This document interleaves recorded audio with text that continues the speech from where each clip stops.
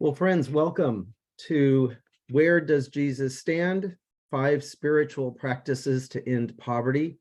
This is a part of an online, this is a part of a series of online workshops embracing the Matthew 25 call to the Presbyterian Church USA.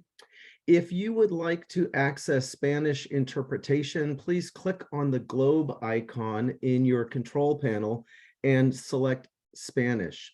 Also, a link to the Spanish language version of today's PowerPoint will also be pasted in chat for reference.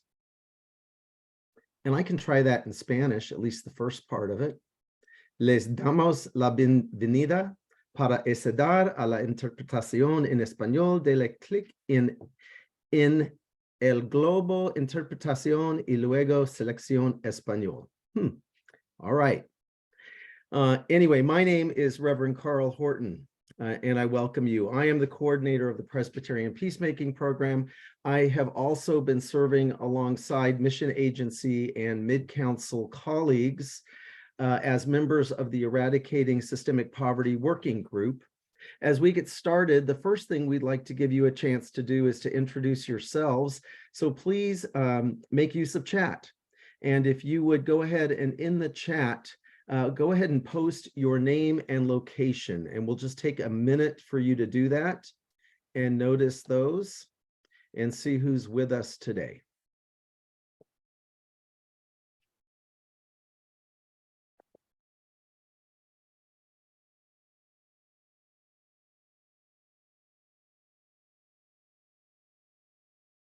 And I will not say hello to everyone, but hello to everyone. There are 115 of us so far and growing. So if you'll just add your name and where you are located in the chat.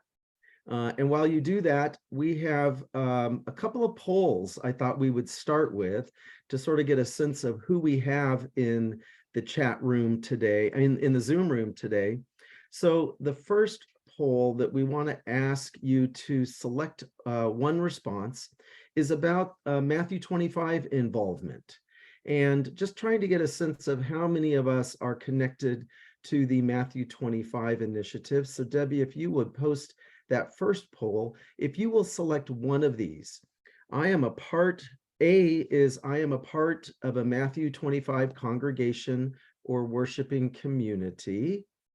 Both questions are in this poll, so they can answer both questions. Oh, all right. Well, let me read both questions to you, and then you can respond to the poll. So the first one's about your Matthew 25 involvement, and the second poll Sorry to interrupt you, Carl, but Debbie, it sounds like we still need to have the interpretation turned on.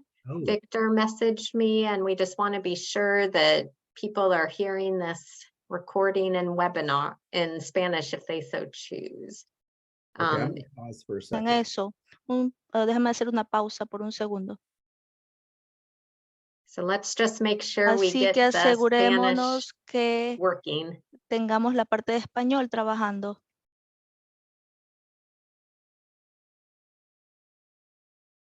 Está trabajando.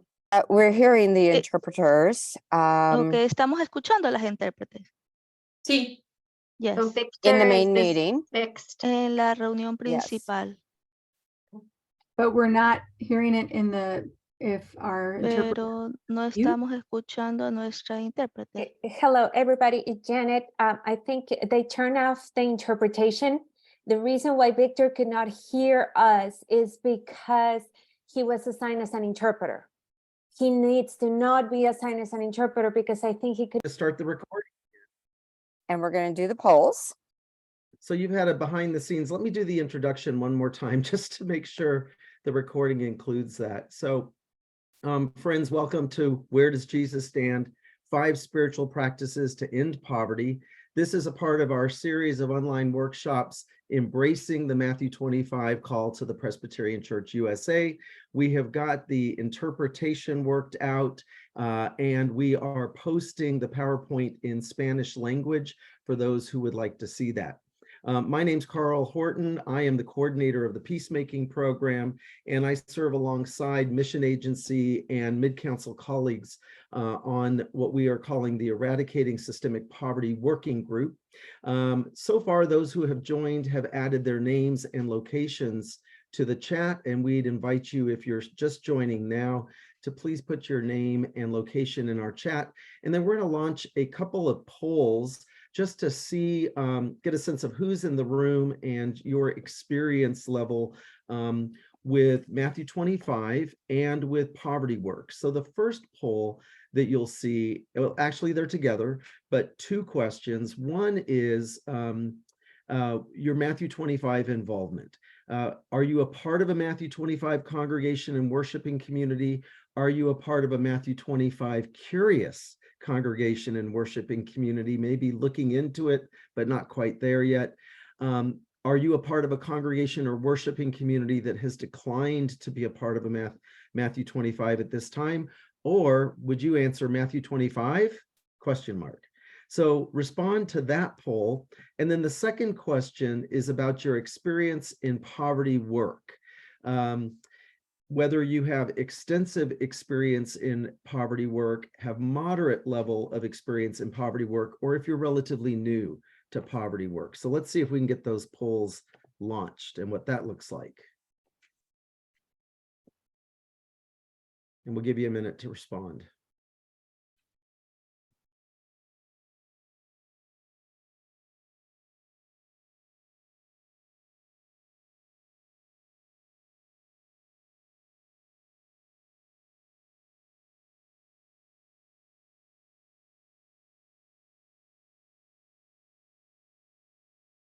Okay, and we'll give you another minute just to make sure you can answer both of these questions, and then we'll take a look at this.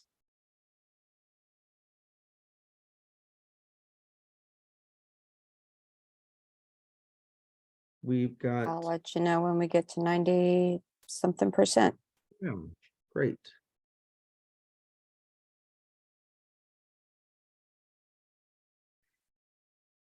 So just looking at what I can see, it looks like we have a good number of you that are Matthew 25 congregations. Go ahead and close that, Debbie. We're good with, we got to 80. Some folks may not be in a position where they're able to do that. I can end that. Okay, and let's show the results. Whoops, uh-oh.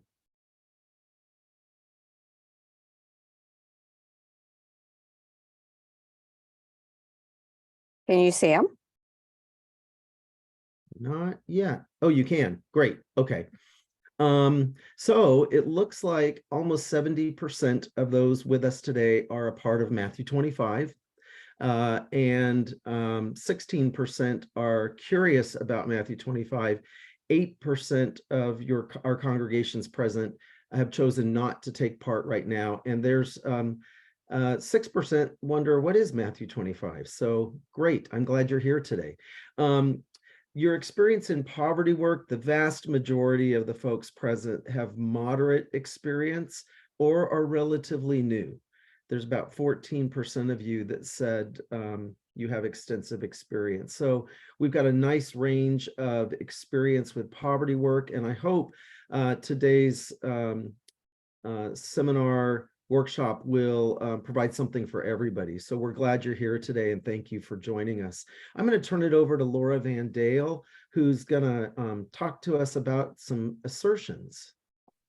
Thanks, Carl. And I am going to invite both Una and Jeff to raise their little Zoom hands and unmute themselves so they can be ready to be readers. We begin our gathering today with a few assertions, things that we proclaim to believe as followers of Jesus engaging in anti-poverty work. These assertions are grounded in scripture and in our Presbyterian confessions and have been created by our anti-poverty working group. Today we are sharing 3 of them as a way to center us as we move into our session together. So I would invite you to silently read along with us as we say what we believe. We repent that Christians have misunderstood or been misled by biblical passages taken out of context or by theological interpretations that distort the gospel's original intention. We repent that the church has used scripture to uphold systems that perpetuate oppression and poverty. We do not believe that, quote, the poor will always be with us, indicates poverty is inevitable or God's will. We do not believe that blessed are the poor in spirit indicates it is a blessing to lack economic sufficiency or basic human rights. We do not believe in a prosperity gospel where God blesses faithful people with economic riches or condemns unfaithful people to poverty.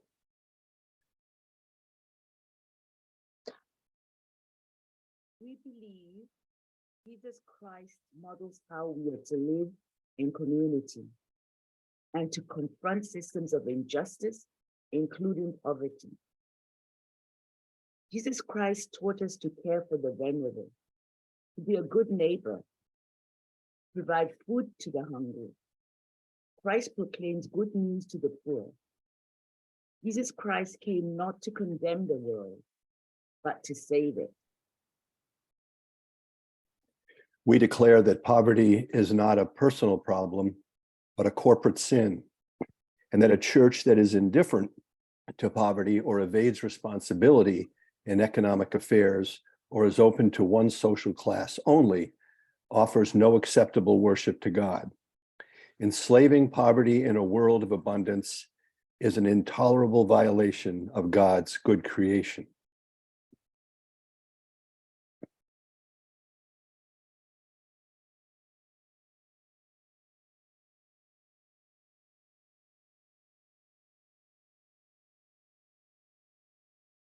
I'm Alonzo. Alonzo Johnson, and I am the director of the Presbyterian Committee on the Self-Development of People, and it's good to be with you here today. It's important when we hear about systemic poverty to really flesh that out and talk about what is systemic poverty. We hear it, but many of us may not be aware of what that really means. Systemic poverty, it refers to the economic exploitation of people who are poor through laws, policies, practices, and systems that perpetuate their impoverished status. Poverty is really complex, and it overlaps with many other social ills and oppressive structures in our society. In the words of James Baldwin, it is expensive to be poor. And systemic poverty is an aspect of institutional, cultural, historical factors that coalesce. There are confluence of these factors that contribute to poverty. Economic exploitation is one. So here's the question for you to ponder as we are doing this portion is, why are people poor in your area? And as we are going through this idea of what it means to understand systemic poverty, I want to challenge you to be thinking about this. Why are people poor in your area? How has poverty touched your life, your community, or your church? So just keep thinking about this as we move through this aspect of systemic poverty. And as you think about this, you may think that, hey, people are poor in our area because X, Y, and Z. And it's important to understand why that is the case. I'm going to ask Rebecca to go to the next slide. So why are people poor? Hopefully, as you are thinking about this, you are also thinking about these aspects of systemic poverty. We have to deal with the root causes of poverty. And a lot of this is lack of access to a variety of different things. I think the key word here is systems. So when we think about things like the exploitation of people who are poor through laws, policies, practices, systems, we think about the lack of access to quality, sustainable employment. So we think about underemployment. We think about the wage gap, or think about employment situations like union busting. These particular types of things that play large roles in the aspect of employment and issues that affect individuals. Or take affordable housing. Here's another really important aspect of why people are struggling. Do you realize that there is a saying, the rent eats first. And that saying basically is derived from the fact that much of our rents are far too high, taking more than 20, 30% of one's paycheck, of one's salary. So affordable housing is an issue that we need to have conversations about. Because this is also part of this idea of policies and practices. Many years ago, the historical aspect of this was redlining. Many of you may be familiar with this term, and many of you may not be, but redlining was the systemic practice of keeping Black and brown people out of certain neighborhoods. Or how about healthcare? As we look at systems, who has access to healthcare? See, people, sometimes we think about things and we say, well, the poor, they can afford cell phones and TVs and nice clothes. And the reality is that TVs, you can't eat TVs and cell phones, and you certainly can't take a TV or a cell phone or nice clothes and trade it in for healthcare. So healthcare is another issue. Or what about reputable financial products? Like loans and credit. Who can get credit? As you all are aware, we live in a world where credit runs everything. If you have bad credit, you're not able to get a home. If you have bad credit, you may not be able to get transportation. So these are the things that we need to think about. And of course, education on many different levels. As a system of education, where we have schools that are underfunctioning. I remember years ago working in a prison, to have one of the inmates say to me, I am here because I could not read the confession that I signed. So education is a large part of this. And when we talk about education too, here are some of the things that we, when we talk about systemic poverty in education, here's some of the things that we have to recognize. If folks cannot read documents, to sign certain documents, to get particular types of help, they won't be able to have access to that help. And these are the kinds of things that we need to think about when we're talking about systemic poverty. Intersectionality is a really important part of this. This term comes from the incredible lawyer, Kimberly Crenshaw, who shows us that there are more than one thing at work. There are always, again, a confluence of issues at work. So this drawing is designed to help you understand a little better about what is meant by systemic poverty. Since the Presbyterian Church, since we have stood up and made our voices heard about cash bail, let's use that for a quick example. So cash bail runs into all these intersections, right? To be poor in America, let's say poor Black male, young. And so there's a connection of both jail, race, education, gender. These things come together. So if someone cannot pay the bail, the cash bail that's set for them, they may lose their job. They are no longer able to go to school. So these are the kinds of things that when we think about with intersectionality, we think about how all these systems come together. It recognizes systemic poverty, the causal forces. Now we use mass incarceration as one example, but we can also use policies and laws as another example. Very quickly, do you understand and know that since 1996, our understanding of welfare has changed considerably? And in that change, now states get block grants to offer to families as a way to address the issues of welfare under things like TANF, and I will explain what TANF is. And TANF, which is also called the Temporary Assistance to Needy Families, we call that kind of welfare to work at one particular point in time. As states get block grants, this does not mean that folks who are poor are receiving the money from block grants. Now, let's take Kentucky, for example, really quickly. Kentucky has been very good with their particular block grants, as they have created something called Kentucky Connect, which helps families with CHIP, so there's helping families, poor families, have access to various modes of healthcare. But there are states that are sitting on a lot of money. Some states have put this money into things like Christian camps. Some have put it into things like marriage counseling. And so these grants are different. And so it's a mixture of a variety of things. It's bureaucracy. In some cases, it's race. And there are reasons why people are not able to get the kinds of things they need. I'm going to ask Rebecca to go to the next slide. So what do we say about poverty? Now think about the intersections. What does it mean to be a BIPOC woman who is not paid enough? Or what does it mean to be an immigrant in this country, especially one who is undocumented, who have no access to federal aid?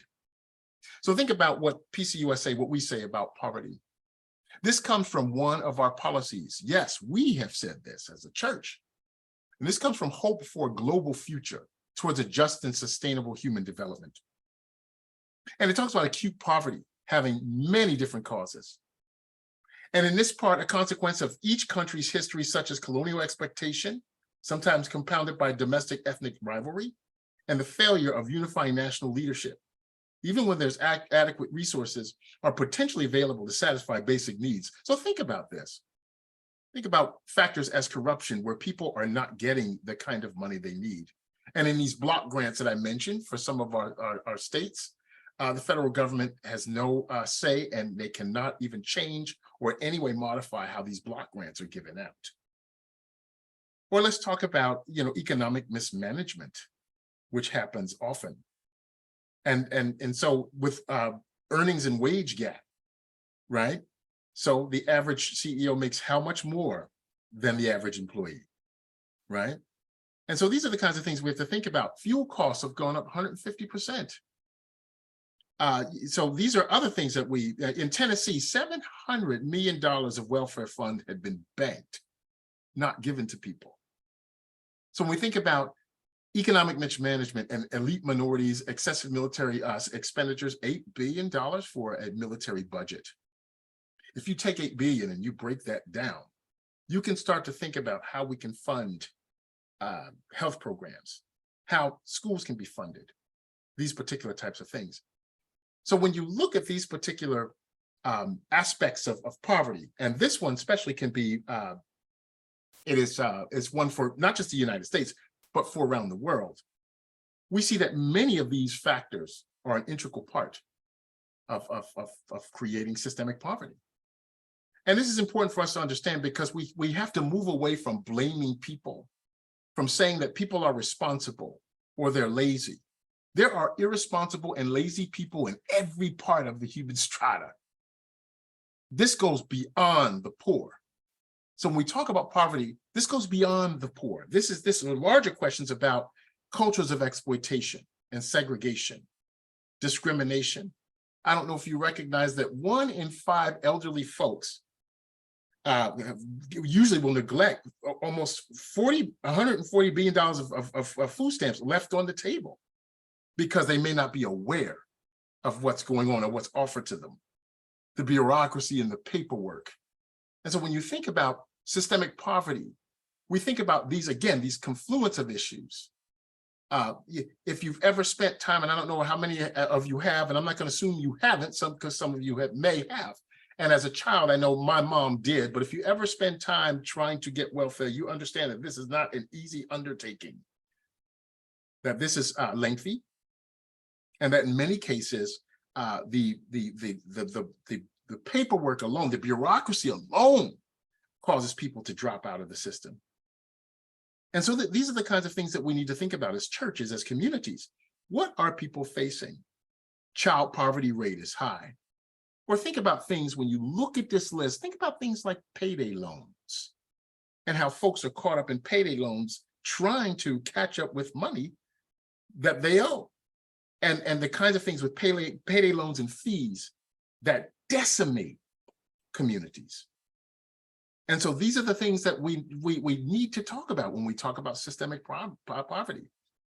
Folks not having access to healthcare, right? Fuel costs going up, cost of living going up, jobs not being as plentiful. We say there are plenty of jobs, but think about this. As you are thinking about the poor around you in the cities you're in, ask yourself questions like this. Does your city have enough transportation for people to get to and fro a job? Do you have a rail in your city? Do you have efficient bus lines in your city so that people can have access? Because in many cities, this is not the case.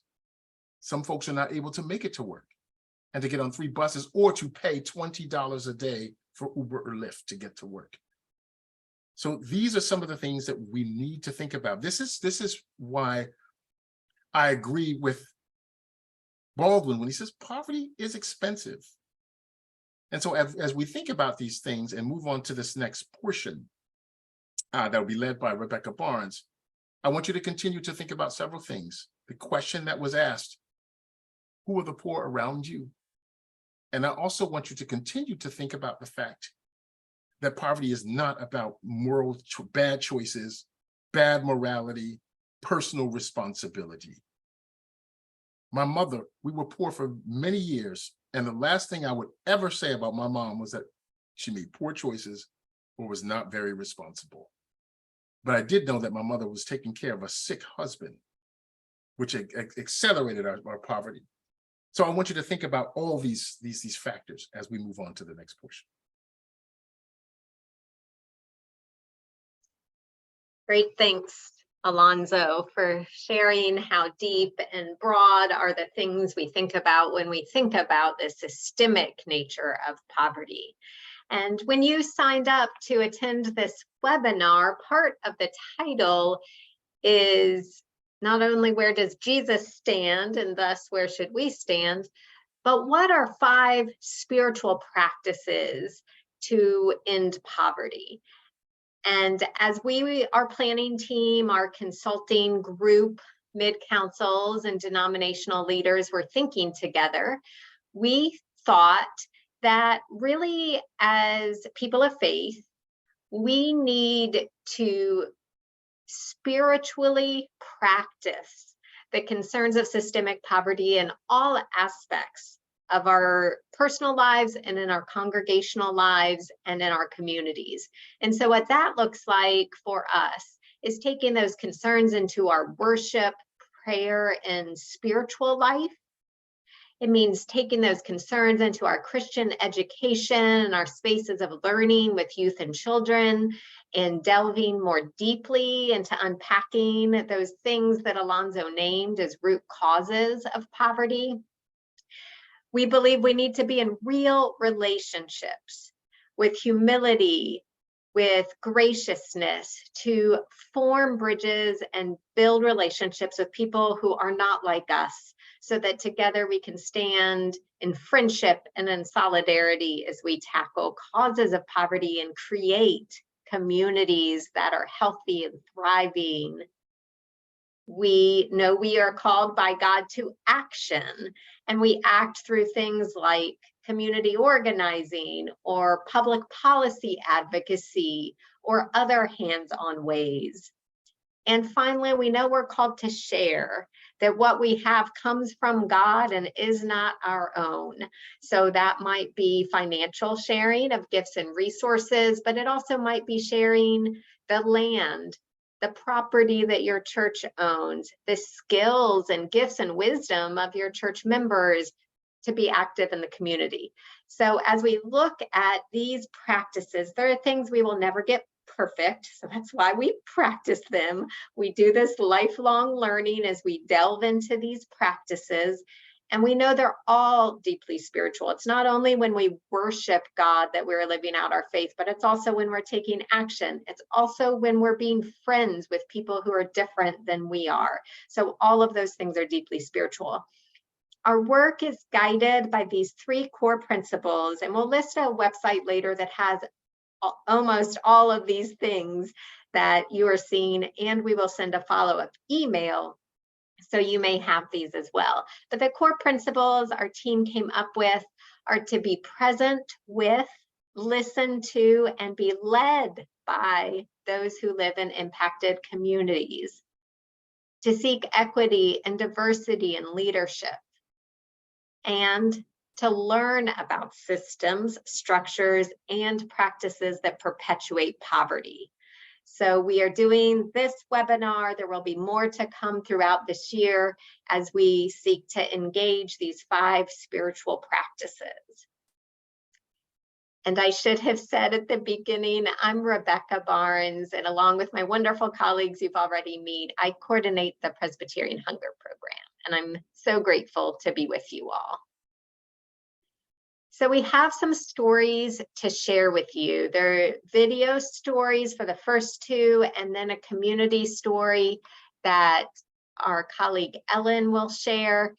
And so with the grace of God, we prayed that these stories will go well as I get them loaded here.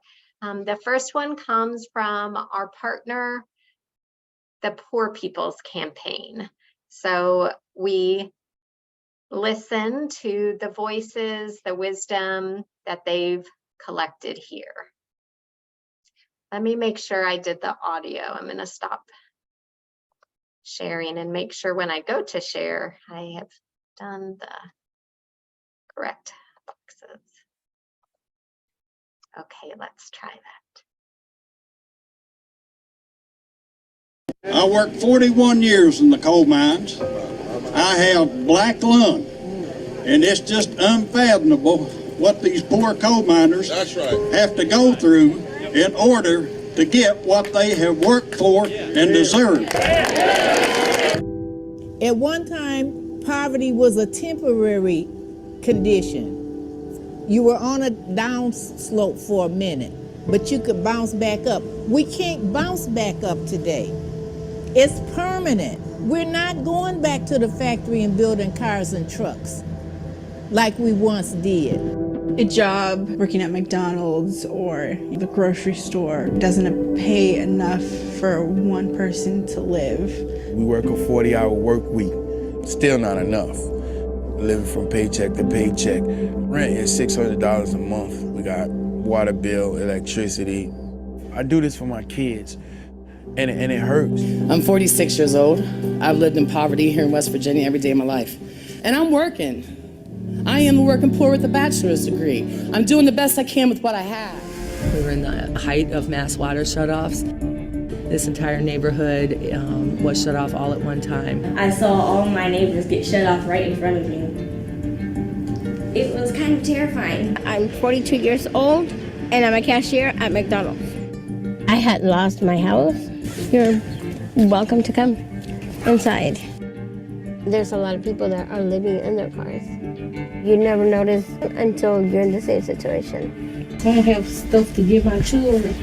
I'm paying all these bills, and they need school clothes and stuff. And they be asking me for it, I can't get it to them. Now I'm a Kansas farmer's wife. Kansas farmers are committing suicide. Why? They're usually in debt up to their eyeballs. I see poverty in my own community.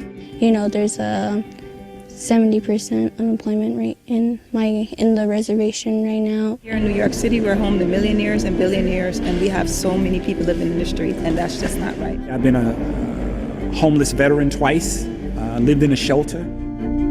I've been living down here since I was 17. My only chance of going to college was joining the Army. We are demanding that we stop the war on our poor. 700,000 people in this country are on the verge of losing their food stamps. This budget calls for shrinking the social safety net programs like Medicare. I just know that everything that's happening to us isn't right. I'm in stage 5 of kidney disease. I fell behind on my health care and they canceled my health insurance and they told me I have to wait until open enrollment. There's only 5 stages of kidney disease and I'm in the 5th stage. Murder, it's murder. You know, if you ask me, it's murder. I lost a son to gun violence. And I lost a daughter. No parent should have, in America, should have to bury their child for a lack of medical space. I'm wailing because my children my God. are no more. My God, Kelly. Well, I'm wailing, y'all. Wailing. Because my babies ain't no more. How many more babies? How many more children? No more.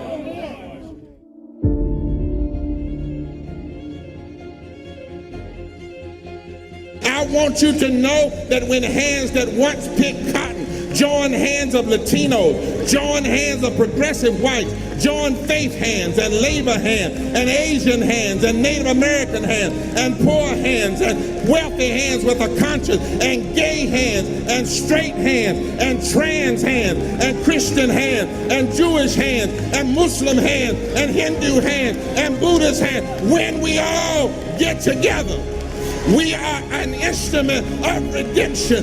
When we join hands, we can revive and make sure that the promise of life, liberty, and the pursuit of happiness and equal protection under the law is never taken away from anybody. So I got a question. Are the rejected ready to revive and declare that this land is your land, this land is my land, this land is our land, and together from the State House to the White House, the rejected are going to demand that this nation never give up on being one nation under God, indivisible, with liberty and justice for all.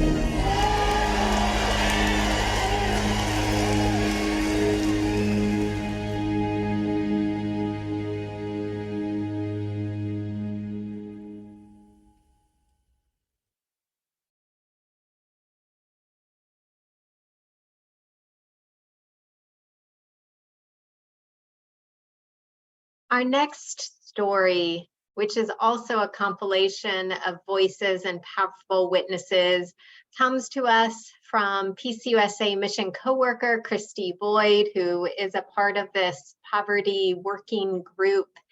And we're so thankful to her as she is currently in Congo and yet has worked all over in different parts of the continent of Africa, walking with siblings. And these stories from our international siblings come to us to again unpack the intersectionality of what it means to think about root causes of poverty and all that is involved.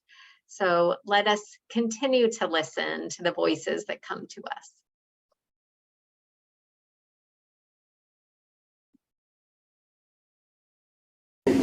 Ngai kombo na ngai papa Pierre Bonkono nazali na kati negri ya CPK nazali vice président ya diacre nazalaki na vision ya kokanisa lolenge bandeko na ngai bazali komona pasi na ndenge ya komitumisama na makambo ya leta na ndenge ya komitumisama mpona kambo ndenge ya kobikela na ndenge ya komitumisama ndenge ya kovanda na ndenge ya kobongisa avenir na bango.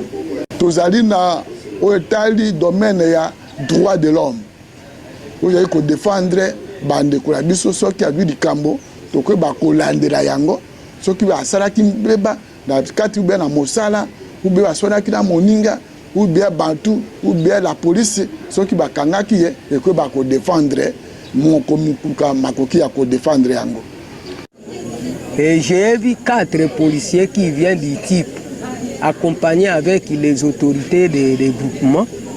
On m'a arrêté avec pasteur Bilali et pasteur Bakamba Mbamba, pasteur d'ici. Qu'est-ce qu'on nous avait dit à Itipo? Nous avions cherché des bêtes, du poisson et de l'argent. Après avoir reversé, on nous a libérés. Et avant de verser cet argent, on vous a frappé beaucoup, on vous a fouetté. Et vous commencez à pleurer, là on va vous libérer. Et j'ai parlé dans la radio que on nous a arrêtés à cause de l'église. Pourquoi? Où se trouvez-vous, droit de l'homme? Vous ne pouvez pas nous défendre, nous les peuples autochtones. Biloko wana, moi je peux dire dans environnement. Pour la etali bandeko bazamba la bango ezali na bango sikonde bato ba exploitation forestière nde bazali kotumisa bango mingi nde toye komeka pe kobundaka mpona kosalela mpona bango ke batika bandeko bazala bazamba la bango kimia nde toye kobundaka na makoki yango me nde toye komona mpasi ke leta nde azali kotia biso mpo na kotinda baexploitation forestière sa kosala misala bango sa accord na biso tokaka bacommunauté malamu te na baexploitation forestière. Sikoyo leta akomi kokata banzete na biso wana kokata banzete sika tokomi sika bamoso bamoni yo akimi bon sika bakuna ndenge nini nzamba ekomi leta aganise biso na nzamba na biso biso kwa nzamba yandro ba le premier président de l'État du Congo nani bazeli biso banzamba biso bazango bango bakinambo ntango kosala kaboni yo yebisi biso ke bofandi bien problème tofandi bien na parti oyo mbusu tofandi bien bamusu baza na se kuna na nzamba baza na nzamba mpe o babima yo olobini nalobi mpo na botala biso likamwana mpo na likamitali nzamba.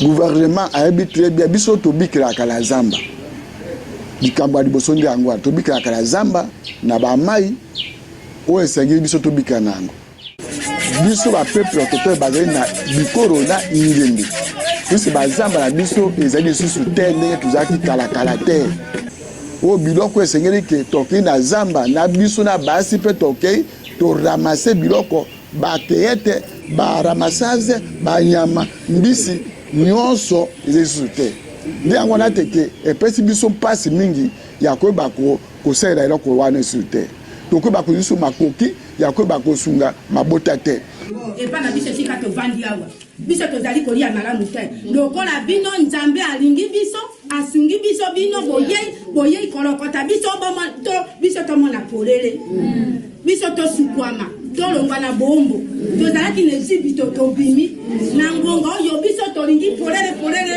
moninga kosa moninga te nasomba lipapa nasomba liputa nakei kokatela ndo kuna nateranga naye kokata matiti moi na sisi kokata apesi ngai sengiso wana nakosala pisoki nakomisi mwa te nakosomba piesi te nakosomba eloko akolia nalunga te mwa ndunda mwa koto mwa ngai na mekiko mwa mimboya na mekiko na ipe na banzambo tokokata pe bilanga te epa na bango pe tokata elanga opesi ye ngongo apesi omwa ndambo okati lisusu mpo na kotimola kwanga okomi kopesa lisusu epa na biso toikonyokona soki akosepela atika biso zamba na biso ezala intact toyeba kosalela bazamba na biso na olenge oyo tosalelaka ndenge ya kobatela zamba na biso malamu nakaisi na makambo etali troubière na zingadinga na mipanzi wana puisque oyo ezali kita oyo ebonisi ke nzambe abongiseli mpo na biso awa ezali ebandeli ya troubière ebandi nde awa oyo nyonso tu etandi oyo nyonso to kuna mosika kaka ti fleuve kaka ye na ye kaka troubière entoku oyo potopoto oyo oyo potopoto eza kobomba baoxygène nyonso to bagaz oyo eza ekutana mabe eza korebomba yango depuis immémoriaux des années siècles de siècles oyo puisque eza kosala mosala monene mpo akobomba mopempo ya mabe bagaz yango ezali toujours na bajamba na biso totika ke toboyi mobu mpa soki okati banzete oyo ekozala polele mopepe oyo gaz oyo ekosala explosion moko monene baf ebomiere mosusu tokomi na décadence toboyi te l'état azali na mokili na ye mais biso bagardien lokola bapekisi biso tosala bandobo te tosala chasse te tozwa bachome te mpo tobandele na biso ya bandako te mais l'état akanisela biso soki lolenge bamoni yango lolenge bayoki yango esengeli yende bango nde balobela biso kuna na Kinshasa balobela biso na mokili mobimba soki ayebi na kobatela biso mpe tokoyeba kobatela ye nzambe akosunga makoki nyonso.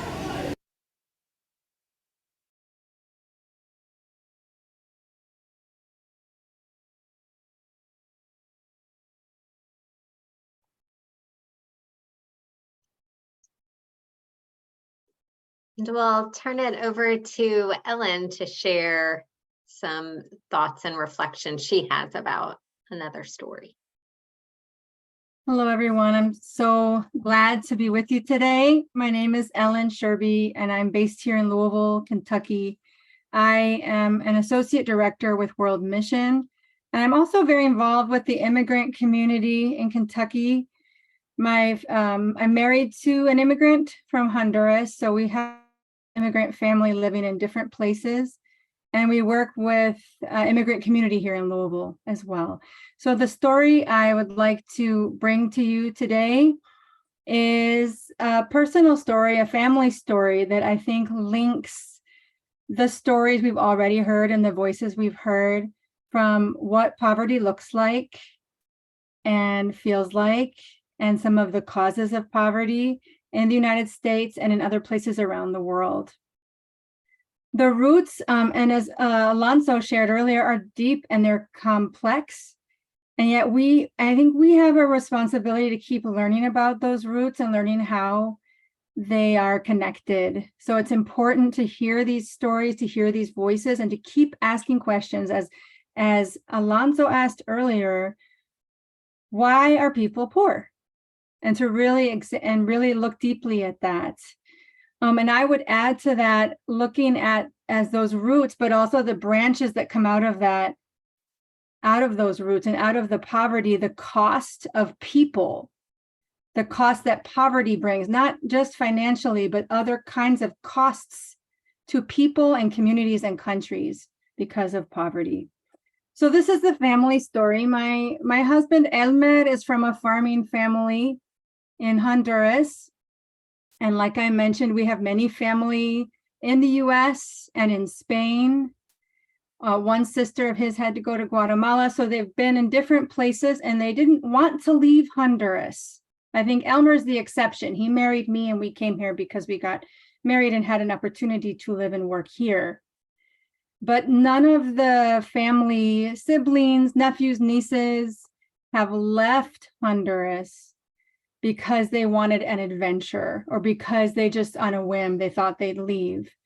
They each have unique stories. And so the little story I'm going to tell you is about a family member and just starting in the countryside of their family situation where, so like we heard in the story we just heard, resources are also often taken advantage of by corporations, or in the case of many family of ours in Honduras who worked in farming, every year the middleman would come around and tell you, I'll tell you what, if you plant beans, I'm going to buy those beans at, let's say $25 for that 100-pound weight of beans. Guess what would happen a few months later with the harvest? And I'm sure this is a familiar story to many of you or any of you who grew up in any kind of farming community. The price would be cut in half, but there'd be no choice but to just accept that price because they would have worked for months without any income. And you're working hard and you just have to sell the product, your harvest, for whatever you're offered, even though it wasn't what you were told at the beginning. And so there's lots of circumstances like this in my husband's family. This is the story I'm sharing with you. That was the reality. And one of the family members in that same reality that my husband grew up with didn't want to farm. None of them wanted to farm. They couldn't afford to farm. So this particular person worked in trucking, worked for a couple of different companies. It was hard work. It would be less than maybe $20, $25 a day, working maybe 10, 12, 14 hours, dangerous work. He was held up at least 3 or 4 times at gunpoint. And one time the truck he was driving was stolen. And he was blamed for that theft and had to go find it, had to go find the truck that was stolen.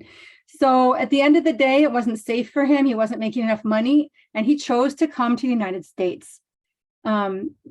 He left his family there, and he left them very unwillingly, but he didn't see another option. And the way I describe this to people here in the US when I talk about his story is he had to choose between being a parent and a spouse to his family, present with them in presence, physical presence.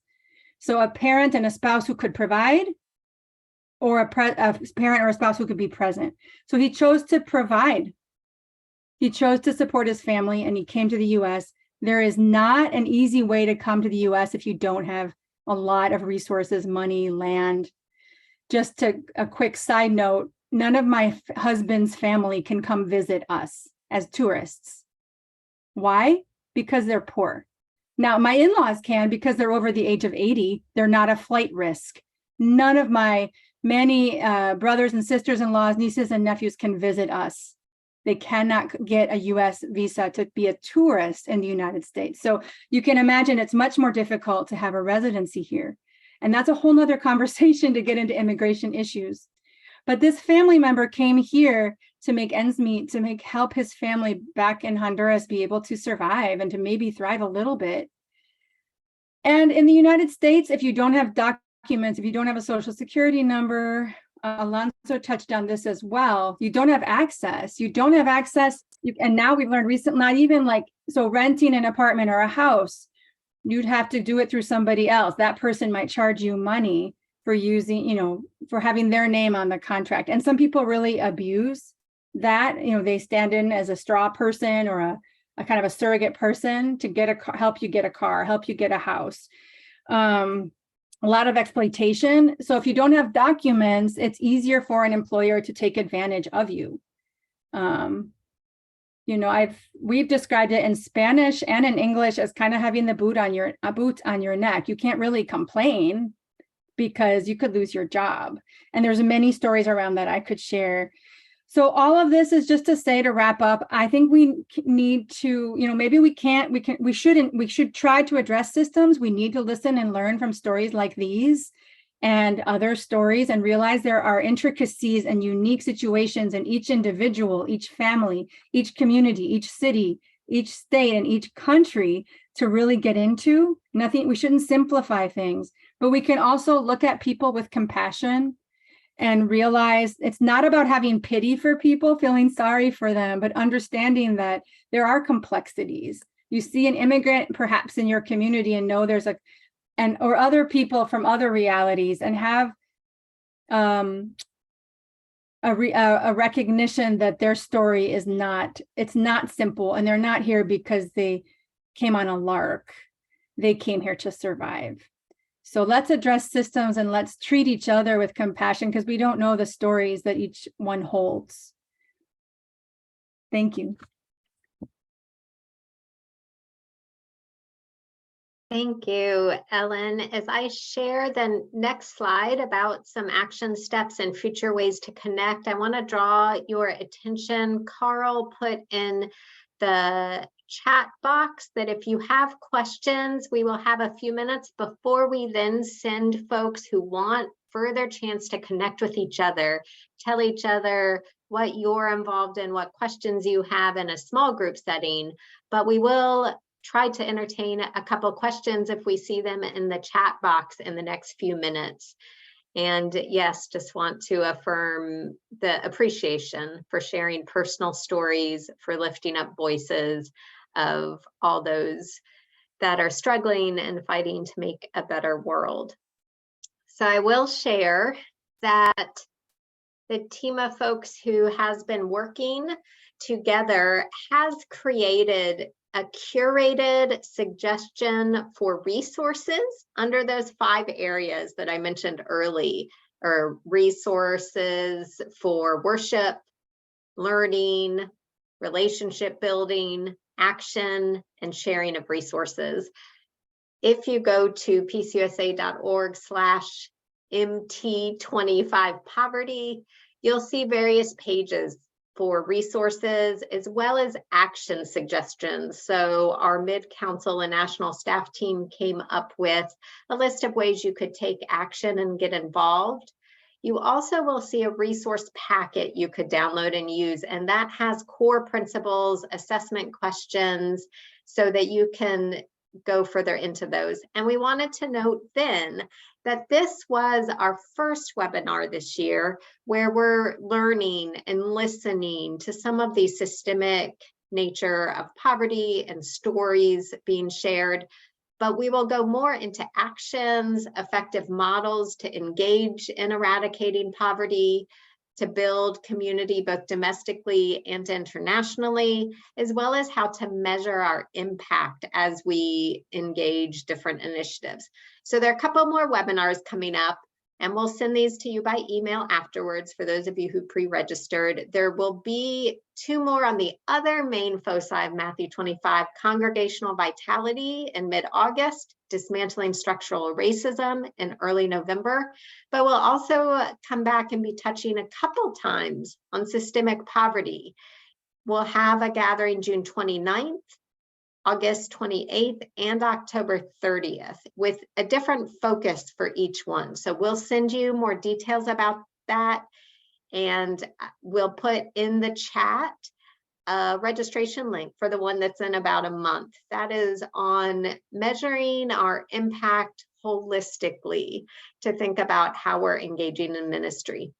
And finally, we wanted to also recommend, you think in your churches or in your own lives, if you'd like an in-person opportunity to connect with us, with each other, we are hoping to see you in Atlanta, January of 2024. The slide should stay. This is next January for Matthew 25 Summit. So I just wanted to share that to let folks know that there were future opportunities, even though we will only be on together for another little bit here. We do hope to continue to build relationship with you, get to know you, hear what you're doing, and have these other opportunities to engage. I don't know, Carl, if you have received any questions or if people want to raise their hand and ask one. We have a few minutes before Ellen explains and sends us into small groups if folks want. Yeah, thanks, Rebecca. I don't see any chat questions, so let's open it up for a hand raise. If anybody has a wondering, a comment, a reflection on what we've talked about today, I think we've got time before we conclude. We're going to have a prayer and then go to breakout rooms, but we've got time for some conversation. Does anybody want to share or ask or wonder?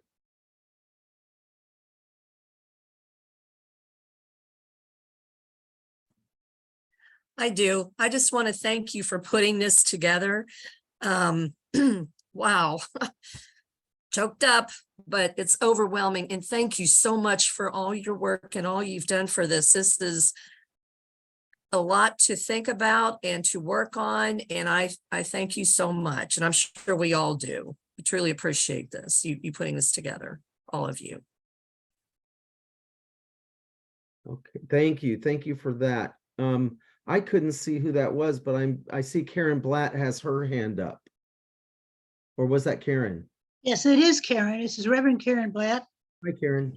Like Karen, I'm just wondering a couple of things, but I would like to just, you may all know about this particular asset, it is the ALICE report, assets limited, income constrained, working, earning. The ALICE report is put out by the United Way. You could access it if you're not familiar with it by simply going to United Way of whatever state you're in, ALICE report. It was put together by the United Way starting in 2009. And I am speaking from Michigan, where we definitely make use of it because it talks about the fact that, talks about the reality of the working poor, which in another way, and I'm just going to put this out there and you can give me a hard time about it, that's up to you. But the ministry in which I have lived, moved, and had my being for the past 23 years and continue to have is white, rural white America. And I'm hoping, and in a couple, 2 or 3 years ago, I attended at the Wisconsin Council of Churches, the Poor People's Campaign. It's very important, but maybe I'm being short-sighted, etc. And I'll take any criticism that you want to give me. But when do we start to talk about the white poor in America, rural America, and not try to say we have to include everybody? And I'm a former history teacher in the northwest suburbs of Chicago. When I left teaching, I was part of the most integrated multicultural high school in the district. So I come from a history of this, but I'm wanting us to also recognize the reality of white poverty. Thank you. Yeah, thank you, Karen Blatt, for that. And that's a reminder to me how poverty is definitely, the question that was asked earlier, what does poverty look like where you are? Poverty looks differently in different places. So thanks for that reminder, Karen Blatt. And Susan Reich, I missed you earlier, seeing you on my slow responding screen, but thank you for your kind comments. Marilyn Kuhn, I see your hand up. Thank you. I'm one of those people that checked that I am very limited in working with poverty issues, but I'm at a Presbyterian church in Indianapolis, and the United Way just brought in Matthew Desmond to talk about his book, Poverty by America. He was amazing. We bought the book, and now we have several churches, several congregations, I should say, Jewish, Methodist, Presbyterian, maybe a couple more, and we're going to try to do an interfaith study of Poverty by America in the Indianapolis, Marion area. So that's our first start. So I just wanted to mention, one, that resource, and two, I'm so excited to be a part of an interfaith group looking at this issue. Yeah, excellent, Marilyn. Thank you. I do think sharing ideas with one another is very helpful. So maybe somebody can post the book. I think it's Poverty by America, Matthew Desmond. And nice to hear that that's being done in a ecumenical context in Indianapolis. I missed a question from Placide. It's and that's in chat. Whoops, it just jumped on me. Darn it. I'm sorry. Can somebody see? Let's see if I can find that. Ellen, can you read that question for us? Sure. Can churches/people with life-changing and youth empowerment and poverty reduction projects get support from PCUSA? If yes, how? Sounds like a question for the, I don't know, who could take that question? Is that a self-development of people, Alonzo? Is that a hunger project, hunger program? Good question, Carl. It could be an amalgam of different programs, right? Depending on the work and what folks are doing. I think one of the things that I think is really important is to understand and make this connection with your national church, all of us here, and the work that we do. I think connecting with you, finding out what it is you're doing, finding out the impact of the community these are really important aspects of it. So I think, yeah, I want to say yes, but I also do want to say that we'd like to learn more. And how do we be in conversation with you to find out what it is exactly, what your needs are. So I think that that's important to kind of lift up that, yeah, I mean, we would be more than happy to walk with you. Just let us know what it is you're doing and who it's impacting. Great. Great. Thanks, Alonzo. If you're not seeing chat, Kathy Bubb has suggested another great book is Broke in America by Goldblum and Craddox. So that's been posted in our chat. And of course, we'll be collecting these suggestions and adding them to lists of resources that are being developed. So thanks for that, that crowdsourcing of resources. And Jenny has posted a link to the Poverty by America book by Matthew Desmond. Okay, I think unless I missed something, Rebecca? Okay, yeah, we wanted to share a little bit. I put this in chat and I will try again just to make sure it didn't leap on people. I am going to share a 1 minute, 20-second video from my hunger program colleague, Andrew Kong Bartlett, who with other colleagues is hosting our next webinar in a month, just to give you a little plug for that. And then we will have a closing prayer, but hope that you stay on for small groups so we can really have conversation in a smaller than 130-person Zoom. So Ellen will walk us through that. But first, just want to share this with you. And again, make sure it has, yes, the optimization.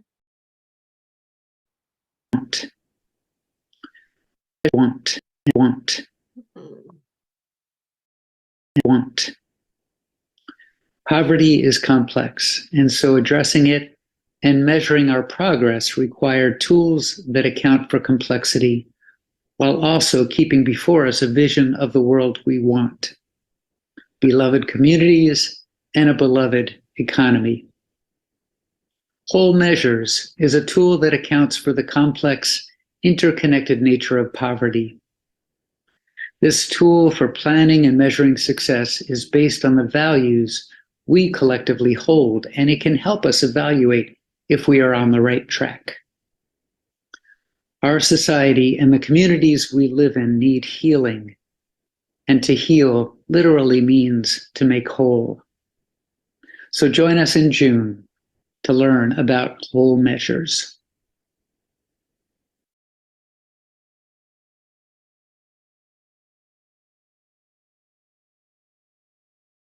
I'm sorry that video didn't work very well.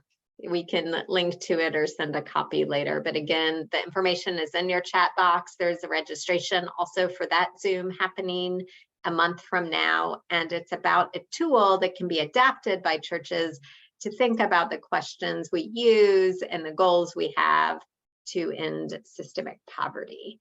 So with that, I will share our prayer and then turn it over to Ellen for the small group. So let me share.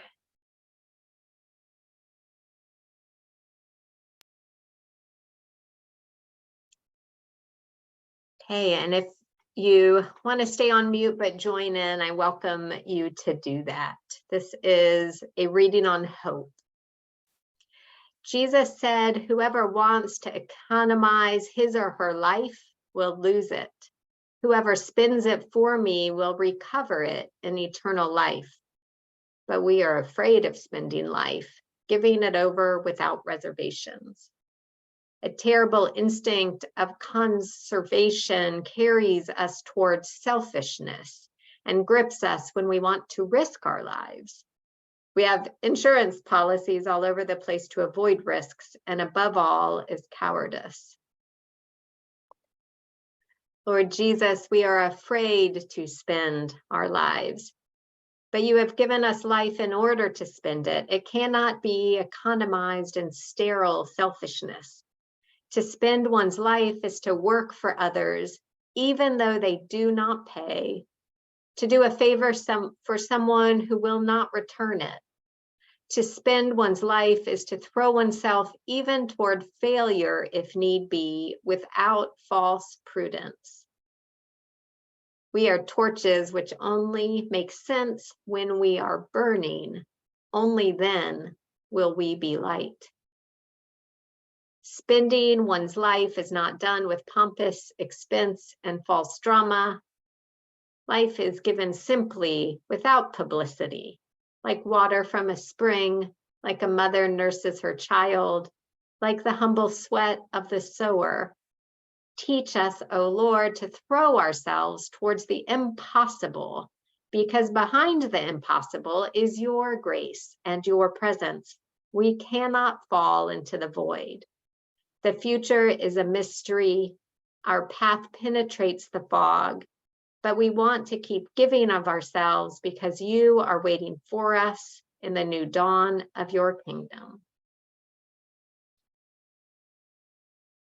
And I will stop sharing. You have seen this website before. We will email it out and turn it over to Ellen to share more about small groups for those who can stay until 3:30 and talk with one another. Okay, so yes,